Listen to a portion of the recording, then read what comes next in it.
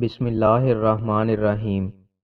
رسول اللہ صلی اللہ علیہ وآلہ وسلم نے ارشاد فرمایا، رمضان کے بعد سب سے افضل روزے اللہ کے مہینے محرم کے روزے ہیں۔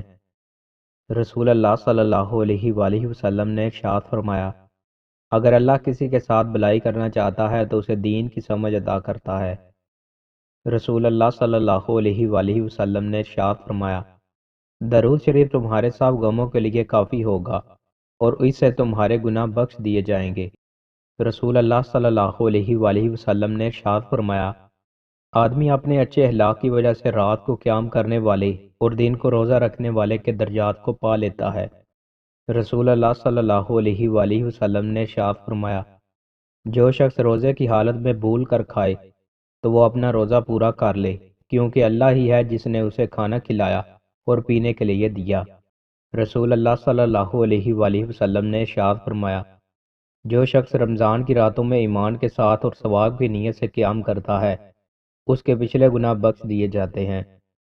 رسول اللہ صلی اللہ علیہ وآلہ وسلم نے ارشاد فرمایا، اللہ تعالیٰ کا ارشاد ہے کہ میں نے اپنے نیک بندوں کے لیے وہ چیزیں تیار کر رکھی ہیں جنہیں نہ آنکھوں نے دیکھا، نہ کانوں نے سنا اور نہ کسی انسان کے دل میں ان کا بھی خیال گزرا ہے۔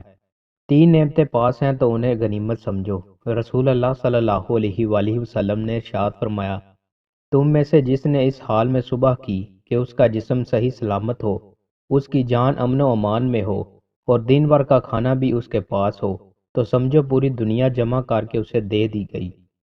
دوستوں، مزید اچھی ویڈیوز کے لیے ہمارے چینل کو سبسکرائب لازمی کریں۔ بہت شکریہ۔